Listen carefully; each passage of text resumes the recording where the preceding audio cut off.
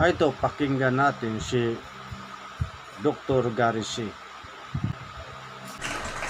Hello po, ako po si Dr. Gary C. at nanonood po kayo ng Gabay sa Kalusugan. Ang ating tatalakayin po ay tungkol sa kidney stones. Ito pong topic na to, mahalagang pag-usapan dahil sa mga bansang may init tulad ng bansang Pilipinas, mataas po ang bilang ng mga nagkakaroon ng kidney stone. Lalo na kung yung tao medyo mahina pa uminom ng tubig at waso-waso pa ang kinakain. So, pag-usapan natin ng kidney stone. Pero bago tayo mag-umpisa, gusto ko lang na malaman ng lahat na lahat tayo po ay posibleng naglalabas ng mga bato sa ating ihi. Aba? Magtaka kayo, bakit lahat tayo, no? Kasi, yung mga maliliit na bato o yung parang particles pa lang, yung mga sediments, kumbaga, linalabas natin yan araw-araw sa ating pag-ihi. Pero, normal ang kidney natin. Maganda pag inom natin ng tubig na ilalabas natin. Ang problema, pag malalaki na yung mga bato na yan, pag yung mga maliliit na sediments, so pagpalagay nyo parang buhangin na pinong-pino, nagdikit-dikit yan at damuo, doon na tayo magkakaroon ng crystals o kaya bato. Bigyan ko ng isang halimbawa. Subukan nyo po ito, ha? Kumuha kayo ng isang bote na maliit, no? Pasensya na kayo, wala akong ibang makitang maliit na garapon, Kailangan yung bote na clear. Yung makikita mo yung transparent na tinatawag. Ibig sabihin, kung meron kang hawak na papel na may letra, pag ginanyan mo, mababasa mo po yung letra. Yan po yung normal na clear bottle. Pag tayo po'y umihi, ang normal na kulay ng ihi natin ay medyo straw ang tawag, no? Colorless o kaya straw. Yung tipong gitna ng puti, tsaka yung bahagyang may konting dilaw. Yan ang normal na ihi. So, pag tayo umihi, maski na puno ng ihi to, pag ginanyan mo, mababasa nyo pa o maaninag nyo pa yung mga letra. Okay. Pero subukan nyo po ito. Kumuha kayo ng isang bote na maliit, ihian nyo, at itabi nyo po lang sa isang tabi. Kinabukasan o pagkalipas ng 24 hours, pansinin nyo po yung ilalim ng bote. Makikita nyo parang may mga malilit na buo-buo na parang asin na pinong-pino. Yan po yung mga sediments o mga minerals na tinatapon natin sa ating pag-ihi. Ang problema, pag itong mga minerals na to ay napakarami, dahil mo pa nagtimpla ka ng mga orange juice na powder, no? Tinimpla mo yung orange powder sa isang basong tubig, pero naparami yung paglagay mo ng powder, maski anong halo mo, mapapansin nyo, maya-maya, no? Bumababa yung mga powder, di ba? So, ganun din po yung ihi. So, pansinin nyo po, wala kayong problema sa bato. Normal po. Wala kayong kidney stone o bato sa bato. Pero pag umihi, tingnan nyo kinabukasan, pag i-standby nyo lang yan ng 24 oras, makita nyo parang may mga maliliit na mga buhangin o sediments. Normal po yun, Hindi ko kayo tinatakot. Normal po yun. So, sa madaling salita, lahat tayo naglalabas ng mga minerals, mga waste products sa ating pag-ihi. Okay, ngayon, pag sinabing may kidney stone o bato sa bato, kasi ang tawag nyo sa bato or kidney, bato. Ang tawag nyo rin sa bato, stone, bato rin. Kaya nga pag sinabing, linunok yung bato, batuhin mo. Ang dami-dami na, hindi na natin alam kung ano talaga, no? So pag sinabing kidney stone, ang tawag dito, medical term, renal calculi, pwede rin na nephrolithiasis, pwede rin urolithiasis. Marami sa inyo, maaaring nagpa-x-ray. Yung x-ray na tinatawag na KUB, kidney, ureter, tsaka bladder. So may x-ray na tinatawag na KUB. Tinitingnan mo yung kidney, ureter, yung tubo na nagko-connect mula sa bato, papuntas doon sa pantog, ang tawag ureter. Tapos urinary bladder, kaya KUB ang tawag. Paglabas ng x-ray, parang duda yung doktor na parang may malabo dito, parang mayroong So, magpaano tayo? Tinatawag nila na with contrast. So, KUB with contrast. Ibig sabihin, x-ray na linagyan ka ng pampakulay. O kaya ultrasound. Nakikita nila, may bato. Tapos ang nakareport doon, nephrolithiasis. Kadalasan ganun nakalagay. Hindi naman nakalagay doon sa laboratory result na may bato ka sa bato. Ang nakalagay, nephrolithiasis. So magtataka na ko, ano ba ito? Baka delikado. Ibig sabihin ng nephro, kidney. Lithia, cyst, ibig sabihin bato. So may bato ka sa kidney. Yun ang ibig sabihin ng nephrolithiasis. Pagkatapos, yung isang salita, urolithiasis. Yung uro naman, parang galing sa salitang urinary. Okay, urinary, di ba? So, meron kang bato sa daanan ng ihi. Pag nagkaroon tayo ng bato, pwede po na sa tatlong bahagi yan mapunta eh. Pwedeng sa kidney mismo, kidney. Pwedeng sa daanan ng ihi, nakabara doon. O pwede naman nandun sa pantog. So, may tatlong lugar na pwedeng puntahan ng bato na yan. Ang sakit niyan. Ibig sabihin, kung may bato ka rin sa kidney at idinaan mo yan sa may tubo, yung tinatawag na ureter, eh habang dumadaan yan, lalo na kung napakalaki, gumagasgas yan, masakit talaga. Kaya ang sakit niyan, talaga namimilipit ka sa sakit. Pag yung bato nandun na sa urinary bladder, halos wala ka na maramdaman. Kasi wala na siyang, kumbaga, hindi na siya naiipit. Pero syempre, depende rin sa laki ng bato, maaaring magbigay ng discomfort sa isang tao. So, saan ba area kadalasan sumasakit? Kung sa kidney mismo yung bato, kung nasa kidney ang sakit niya ay below the ribs, sa ilalim na itong ribs, itong dalawang ribs natin, di ba? Sa ilalim. So, kung titingnan nyo po ito, meron ako inanda, no? Pwede nandito, banda, sa may, kasi nandyan ang area ng kidney, or dito sa likod. So, hindi nagyan ko ng X. So, nakikita nyo po ba yan, no? Yung X. So, yan ang kadalasan sumasakit. Pag meron ka rin infection sa kidney, yan din ang sumasakit. So, pag ito'y nandun sa may daanan ng ihi, yung mismong tinatawag na ureter, ang sakit minsan dito sa may malapit na sa may singit. Hanggang minsan sa may leg, sumasakit yan. So, may radiating pain na tinatawag. Ngayon, mahalagang pag-usapan natin to. Bakit? Dahil marami nagkakaroon ng kidney stone na sabihin, maingat naman ako sa kain. Bagamat diet, isa sa dahilan, pwede rin po na excess body weight, ibig sabihin overweight. Pwedeng some medical condition, meron kang ibang sakit na nagdulot sa'yo ng kidney stone. Pwede naman na yung gamot na iniinom nyo o maski na mga vitamins o supplements ay posible rin magbigay ng bato sa bato. Iba pa yung mahina uminom ng tubig. Iba pa yung mahilig kumain ng mga karne ng baka, baboy, mga red meats na tinatawag. So itong pag-uusapan natin, iisa-isahin natin. May tinatawag na passing kidney stone. Ibig sabihin, dumaan na. Passing parang passerby, ganyan. So dumaan na yung bato na ilabas mo sa ihi.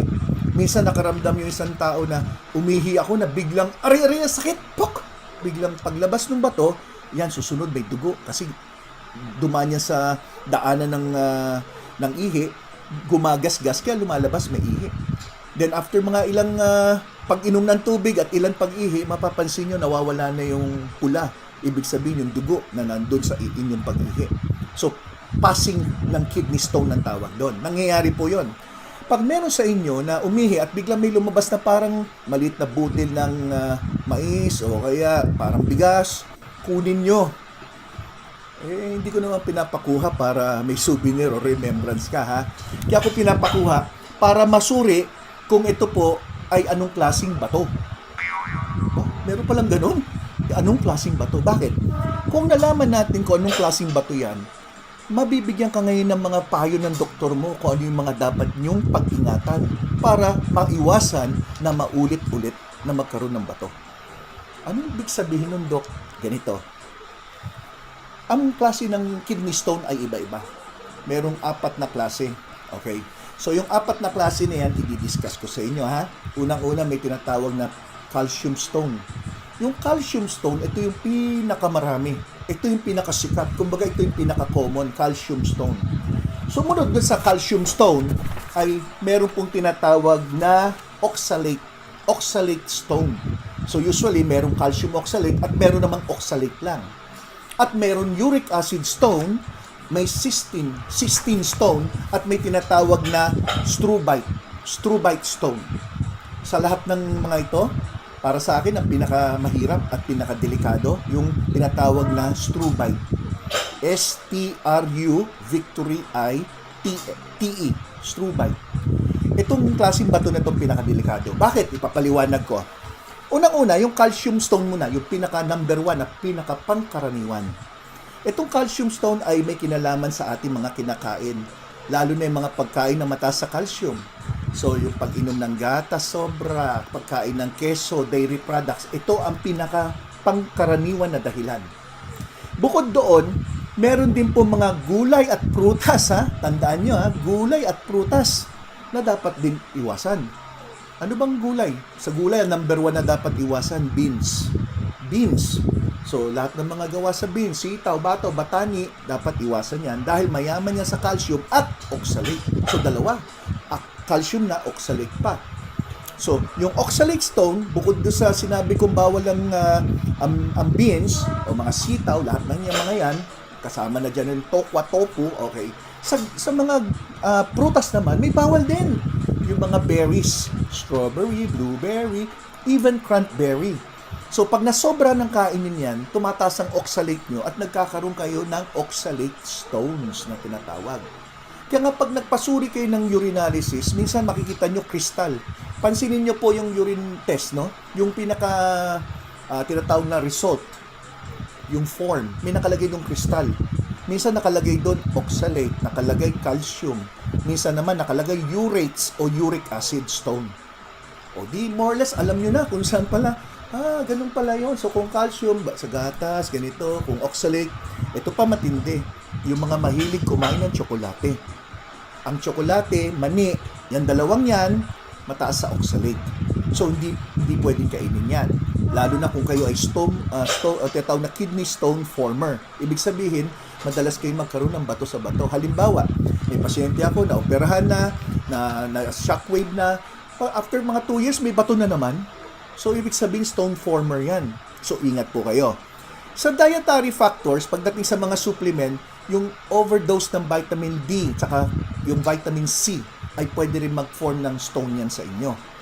Yan. So, ibig sabihin, kung akala nyo, vitamin C tayo ng vitamin C, yung pala, pag overdose, pwede ka magkaroon ng bato sa bato. Okay.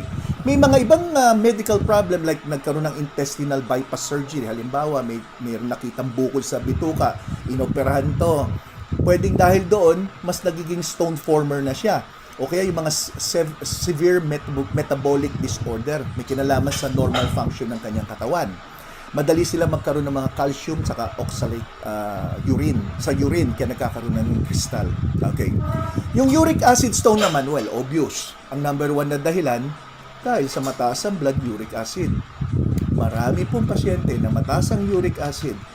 Kinalaunan, nagkaroon ng bato sa bato at minalas-malas. Yung bato na yon nagpahirap sa kanilang kidney hanggang kinailangan na mag-dialysis. So, okay, magtaka, kala nyo ba yung mga dinadialysis dahil na sa diabetes, dahil sa high blood? Meron din po dahil sa mataas na uric acid. Kaya kayong mga mataas ang uric acid, kailangan mag-ingat na sa pagkain, uminom na maraming tubig, maibaba nyo ang inyong blood uric acid dahil balang araw, maaaring magkaroon kayo ng kidney stones na humantong pa sa kidney failure. Yan na, malinaw yan. Ngayon, yung cystine stone naman, di ba? Ito na yung pang-apat, no? Yung cystine stone naman, ito naman ay kadalasan hereditary ang dahilan. Sa anumang dahilan, yung pamilya mo, yung lahi nyo, binigyan ka ng ganitong kahinaan ng iyong katawan kung saan nagpo-produce ka ng mga amino acid at linalabas mo sa ihi. At yan yung tinatawag natin cystine stone. Yan, wala tayong magagawa kasi hereditary yan. Pero yung sinabi ko para sa akin na pinakamahirap, yung struvite. Struvite stones. Bakit mahirap? Ito yung uri ng bato na nangyayari sa isang taong palagi o madalas nagkakaroon ng urinary tract infection. So kung kayo po ay palagi na lang may UTI, dapat ginagamot niyo yan. Huwag niyong pababayaan. Dahil itong batong to, yung tinatawag na struvite stone, hindi mo nararamdaman. Lumalaki na lumalaki by the time na may naramdaman ka at ikaw ay nagpa-ultrasound, halimbawa, nakikita ng doktor ang laki-laki na. Kaya maraming mga pasyente, nakitaan ng ganito, wala silang nararamdaman. By the time may naramdaman, ibig sabihin sobrang laki na at meron ng pahirap sa inyong kidney. So pag ganyan, kailangan talaga gamutin either through operation or shockwave. Okay. Ngayon, ano yung mga risk factor? Siyempre, ang number 1 risk factor, yung kakulangan ng pag-inom ng tubig. Yung dehydration. Pag nade-dehydrate ka, mas nagiging concentrated ang ihi mo. Pag concentrated ihi mo, mas malaking tsansa mamuo yung mga sangkap na nandyan sa loob ng ihi. Yan na nagiging kristal at nagiging bato. Okay? Sana ganun din yung pagkaroon ng mga jewelry, no? Nagkakaroon pag ihi mo. Uy, bato, pwede mo gawing sing-sing, no? Sana kung pwedeng ganun, no? Okay. Then ano pa? Certain diet. So, high protein. Bawal po yan. So, madalas nyo marinig pag may kidney problem, pinagbabawalan ng mga karne ng baka, baboy. Kasi yung protina na yan ay nakaka-cause din ng bato sa inyo. High salt. So, high salt, pagdating sa high salt, nandiyan na po yung mga dilata. Warning na po, no? Yung mga mahilig sa instant noodles. Yung mga sangkap na hinahalo nyo dyan, ay pwede pong napakaalat. Yung mga kumakain ng mga dilata, no? Yung mga mahilig dyan sa mga processed food, yung mga bacon, hotdog, at kung ano-ano pa, sobrang alat po niyan. Mataas ang sodium content at pwede ka rin magkaroon ng bato sa bato. Okay. Then, nabanggit ko na kanina yung obesity. So, kailangan pag kayo po ay overweight, umpisahan nyo na magbawas ng timbang. Mas marami nagkakaroon ng bato sa bato na overweight kaysa sa mga nasa tama lang ang kanilang timbang. Yung mga digestive diseases and surgery, yung mga nabanggit kong bypass, yan yung mga dapat i-discuss na din yung doktor kung bakit kayo nagkakaroon ng mga high risk of having kidney stone. Dahil kung meron kayong mga gastric bypass surgery, inflammatory bowel disease, chronic diarrhea, syempre pwede ka magkaroon ng dehydration at yun ang dahilan kung bakit nagkakaroon kayo ng high risk na magkaroon ng bato sa bato. Other medical problem, banggitin ko lang, renal tubular acidosis, cystinuria, hyperparathyroidism, recurrent urinary tract infection na nabanggit ko kanina, at yung mga supplements tulad ng vitamin C, vitamin D. Laxative, ito po yung mga pampadumi. Kung kayo po ay addicted na sa pag-inom ng mga laxative, bawal yan. Kasi malaking chance magkaroon po kayo ng kidney stone. Calcium-based antacid. So yung mga iniinom yung gamot sa ulcer, pero may mga calcium-based, no? So pwede kayo magkaroon ng calcium stone. Mga gamot na kadalasan iniinom sa mga depressed, saka sa mga may migraine, i-check nyo sa doktor nyo kung ito ay may mga calcium content na pwede rin mag-cause sa inyo ng bato sa bato. Ngayon, in terms of prevention, sundin nyo po ito. Tanggal na lahat ng alat. Uminom ng maraming tubig. Bawasan din pagkain ng mga matatamis na pagkain. Lahat ng dilata, pwedeng kainin ba't limitahan. Limit nyo rin po yung mga acidic food. Kasi meron po mga instances na yung ihi nyo sobrang acidic. At dahil dito, hindi nyo na ilalabas o natutunaw yung mga maliliit na bato na kayang-kayang tunawin dapat ng ating ihi. Okay. So, low-fat diet, importante, pati dairy, ingatan nyo pag inom ng mga sobrang gatas, pati po yung keso, bawasan nyo yan. Kumain ng mga prutas at gulay, syempre, except yung nabanggit kong beans, saka mga berries, mga magkakamag-anak yan, pati mga duhat, grapes, yung mga berries, mataas po yan sa oxalate. Then avoid red meat and avoid too much vitamin C. Ngayon, sa self-remedy naman, ano yung mga pwede nyong gawin na tulong pang sarili sa bahay? Pwede nyo pong itry yung paggamit ng apple cider vinegar. So, sa isang kutsarita nito, sa kalahating tasa, pwede nyo inumin yan sa umaga, nakakatulong yan. Yung isa pang madalas nyo marinig ay yung sodium bicarb. Kasi karamihan ng mga may bato sa bato, pinapainom ng doktor ng mga sodium bicarb o kaya yung potassium citrate. Ipapaliwanag ko ngayon kung bakit kayo binigyan yan. Unang-una, yung sodium bicarb, ang purpose niyan, maganda yan para sa mga may uric acid stone. Ulitin ko ha, kung ang inyong bato ay uric acid ang dahilan o uric acid stone, malaking bagay yung sodium bicarb. Yung sodium bicarb, pwede po yung baking soda o kaya may nabibili mismong sodium bicarb na in a tablet form. So, ito po yung nakakatulong para i-alkalinize yung inyong ihi. Kasi ang uric acid, nabubuhay yan, dumadami yan pag acidic masyado ihi nyo. So, pag in-alkalinize nyo, nabawasan yung acidity ng ihi, mas hindi mamumuo yung uric acid stone. Yan ang isa sa paliwanag dyan. Yung pangalawa naman, yung potassium citrate, binibigay din yan, usually may mga tablet yan, no? Ito naman ay effective naman kung ang inyong bato ay calcium stone. So, tingnan nyo ha, kung kayo may bato, hindi naman pare-pareho yung uri ng bato nyo, kaya iba-iba rin yung gamot base dun sa anong mismong bato na meron ka. Ulitin ko, kung uric acid stone, makikinabang sa sodium bicarb. Pero kung kayo po ay may calcium stone, mas maganda, potassium citrate. Yan. So, naintindihan nyo. Ngayon, assuming ginawa nyo na lahat, talagang nag-ingat ka na, sinunod mo yung mga payo ng doktor, Hindi ka na kumakain ng bawal, malakas ka sa tubig, iniinom mo yung mga gamot na pinayo, nag-apple cider ka, nag-take ka ng sodium bicarbonate, nag-take ka ng potassium citrate, pero nandyan pa rin yung bato. Lalo na kung infected. Kasi kung infected na, for example, nakabara na yan, pwede magkaroon ng infeksyon. Kaya pag nagkaroon ng infeksyon, ang sakit niyan sobra, tapos linalagnat ka at nag-chills ka.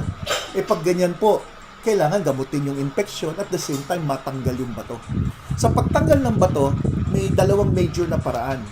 Number 1 is yung tinatawag na open up surgery. Yung talagang bubuksan ka, tatanggalin yung bato. Pero ngayon kadalasan ang ginagawa, lithotripsy. Okay. So ano ba yung lithotripsy? Ito yung shockwave. Shockwave ang tawag lithotripsy. Parang dinudurog mo yung bato sa pamamagitan ng shockwave. Parang kunwari lang yun, baka naman kala nyo ganun yung tunog, ha? Okay? So, tapos, hanggang sa madurog yung batong yan, at isasama na yan sa pag-ihi nyo. So, parang gagawin niya, pupulverize yung bato hanggang sasama na yan sa pag-ihi nyo. Yung isa naman, pwede naman po yung mismo sa daanan ng ihi, may papasok na scope. Usually naman, depende sa location. Kung yung bara nandun sa ureter, usually may pinapasok dyan sa may daanan ng ihi, medyo masakit nga lang konti. Pero huwag ka magalala, tulog ka eh. Pati nga doon sa lithotripsy, yung shockwave, patutulugin ka, general anesthesia. Tulog ka kaya hindi mo maramdaman. May papasok na kasi laki ng ballpen siguro doon sa may butas ng ihi mo. Tapos tatanggalin yung bato sa pamamagitan ng scope. So, yan ang tinatawag na ureteroscopy. Ureteroscopy. Yan ha, tandaan nyo ha. Then lastly, yung tinatawag na percutaneous hirap, no? Percutaneous nephrolithotomy. Yun. Ano ibig sabihin ng lithotomy? Di ba sinabi ko na, pag tomy, merong hiwa. So, yun ang ibig sabihin nun. Hihiwain sa likod nyo. Usually dito, may hiwang ganon. Tapos, tatanggalin yung bato. So, sa ngayon, ang ginagawa kadalasan lithotripsy. Kaso, medyo mahal. Mahal yon. So, usually may mga malalaking hospital gumagawa niyan na shockwave. Hindi lahat ng hospital ay may capacity to do that. So, depende na doon sa doktor nyo kung saan niya kayo i-advise. Kung sinong urologist ang gumagawa ng pagtanggal ng bato. Okay? Sana may na-share po ako sa inyo. Checking ko lang kung meron ako na-miss na mga importanteng detalye. Dahil marami nagre-request sa akin na to eh. So, I hope yung nag-request nakatutok ka naman ngayon ha. Ngayon, ito yung mga common na question. Kailan ako kailangan pumunta sa doktor? Ito, banggitin ko na. Kung yung sakit ay talagang tuloy-tuloy na at hindi na nakukuha ng pain reliever. Kung ang sakit may kasamang pagduduwal at nasusuka. Minsan yung pagduduwal at nasusuka, yun ang unang indication na meron kang bato sa bato o kaya may infection ka sa daanan ng ihi. Kung ikaw ay nagkaroon pa ng fever, lagnat, o kaya chills, nanginginig. Kung pag-ihi mo talagang dugo na palagi, siguro naman wag na naman natin hintayin na lumala. Pumunta na kayo sa inyong doktor at siya nang bahalang mag-explain kung ano mga nararapat sa inyo. Okay? So, sana may na-share ako sa inyo at please, i-share nyo po ito. Mag-subscribe at thumbs up nyo kung nagustuhan yung aking paliwanag para ganahan naman ako sa mga susunod na lecture. Ang mabisang herbal na makakatulong na support sa pag-alis sa bato ay itong sambong. Nagkaroon kasi ako ng bato nung panay ako inom nitong turmeric. Kasi ang turmeric ay epektibo ito sa anti-inflammatory. At ang side effect naman ito, magkakaroon ka ng kristal doon sa loob. Kasi mataas pala ito ang oxalate. At ganoon din itong talong, gabi, na paborito kong gulay.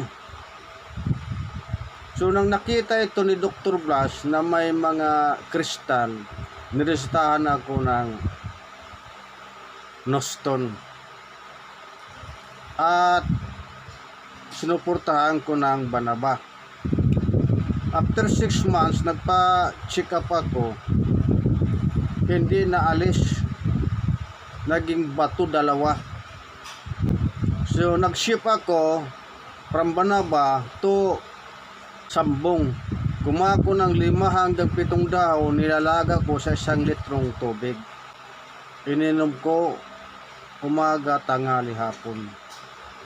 After 6 months, naramdaman ko na pag-ihi ko ay may lumabas na bato.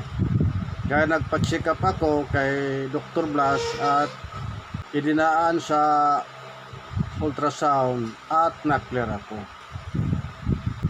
So dito ko napagtanto na itong Sambong ay mabisa talaga panlaban sa bato. Kaya sa ngayon ay may maintenance ako nito. Ang ginagawa ko, kumukuha ako ng isang dahon sa Sambong, nilagay ko sa tubig na mainit at iniinom ko araw-araw bago matulog. Kung iinom kayo ng herbal tulad ng Sambong, kailangan ma-maintain yung 3 litro na tubig sa isang araw, isa sa umaga, isa sa tanghali, isa sa hapon. Kasi ang aksyon ng Sambong ay may diuretic ito, iihi ka ng ihi. Baka magkulang ka naman ng tubig sa katawan at manginginig ang inyong laman. Kasi yun ang side effect. Ang mga laman gumagalaw pag gumagamit ka ng Sambong na nakukulangan ka ng tubig, gumikilos yan dito sa likod. Palatandaan niya na dehydrated na. Kaya iinuman mo ng tubig.